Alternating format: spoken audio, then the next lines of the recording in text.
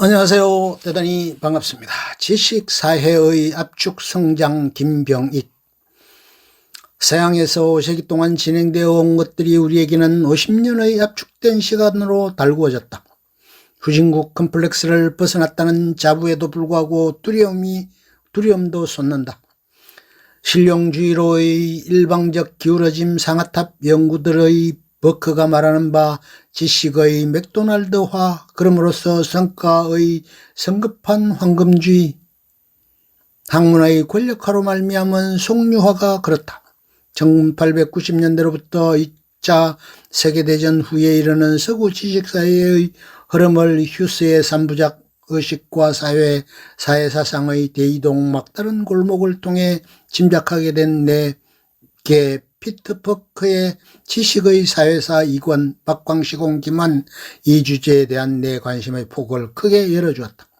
케임브리지 대학의 문화사 교수로 소개된 버크는 사회사상가의 이론이나 한 학파의 동태를 소개하는 것이 아니라 우리가 지식이라 부르는 것들의 전반적인 발전과 분화, 변화와 확장의 움직임을 사회사방법으로 정리하고 있다. 제1권은 구텐베르크의 인쇄술이 개발된 15세기 후반부터 프랑스 백과사전파에 이르는 지적 운동을 추적하고 있고 12년 후에 출판된 제2권은 산업혁명으로부터 현재까지를 조감하고 있다. 이 저자는 지식의 형성과 보급, 전성과 영향에 관계되는 학식공화국의 갖가지 구성요소를 폭넓게 그리고 그 이상으로 자상하게 소개한다.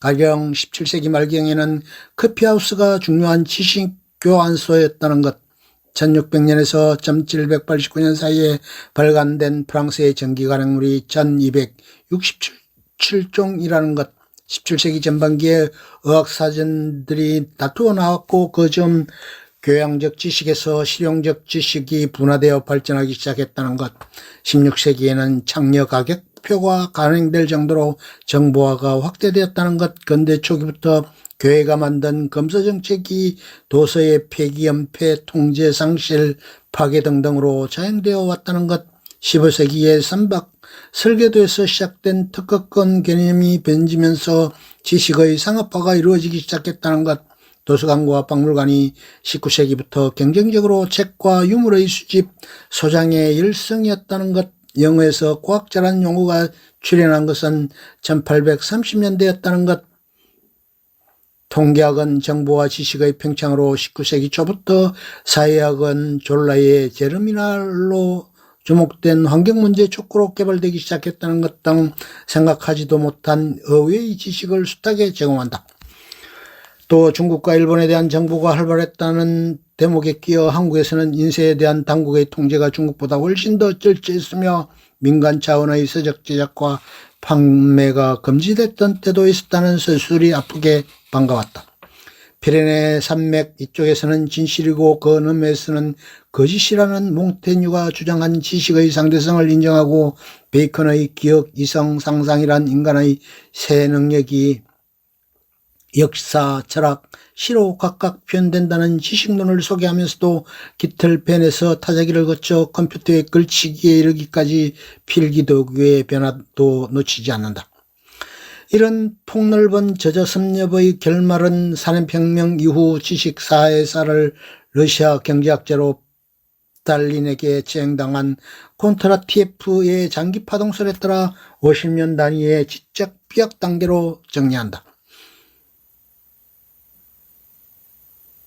제1기 1750년에서 1800년의 지식의 개혁기에는 기왕의 지식을 백과사전 등으로 재조직하면서 세계화의 계몽을 추구했다는 것, 다음 50년 지식의 혁명기에는 대혁명의 여파를 받으면서 교육제도가 개혁되고 역사주의의 등장으로 학문에 시간 개념이 도입했다는 것, 신앙 개념을 도입했다는 것, 그 다음 제3기 1850년에서 1900년의 학문의 분과화 시대에는 학위제 시행, 대정화와 도서관 등에 의한 수집, 보관이 본격화되었다는 되었다는 것. 이은 제4기의 지식의 위기에는 후설, 니체, 아인슈타인과 불확정설 양차 세계대전으로 말미암은 과학의 위기에 대한 공포가 미만했다는 것이다.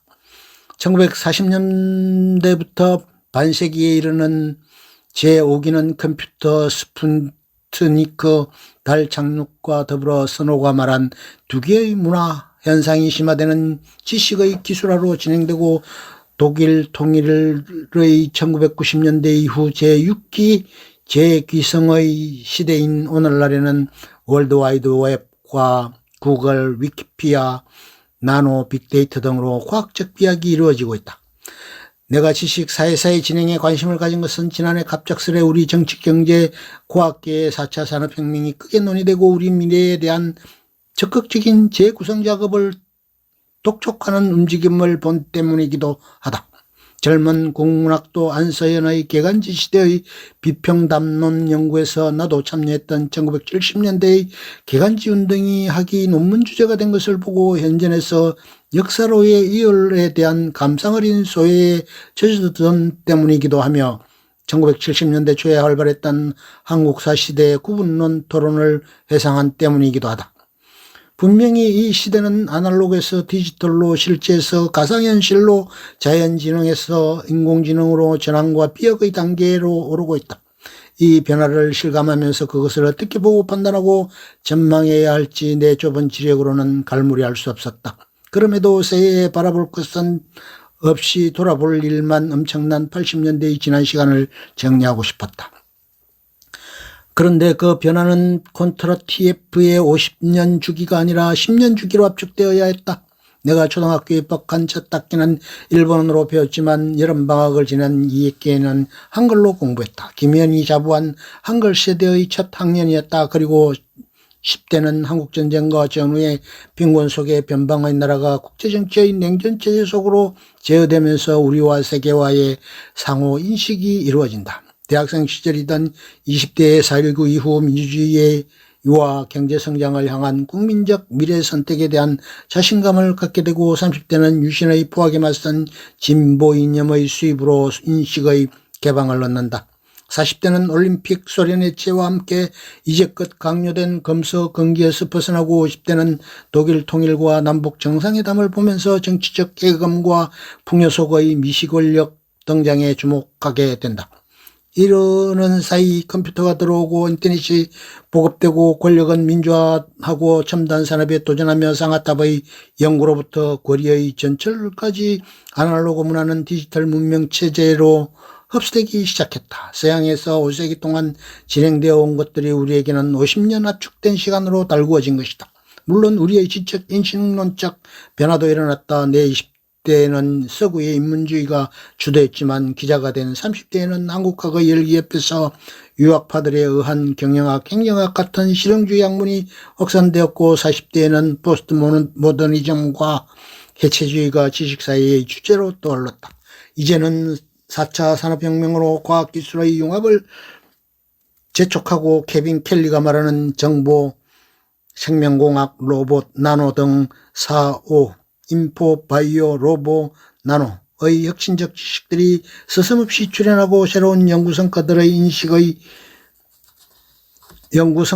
인식의 재혁신을 유도하여 빗도와서는 이른바 컨버전스, 수렴, 집중과 재생산으로 더욱 진전된 지식체계를 만들고 있다.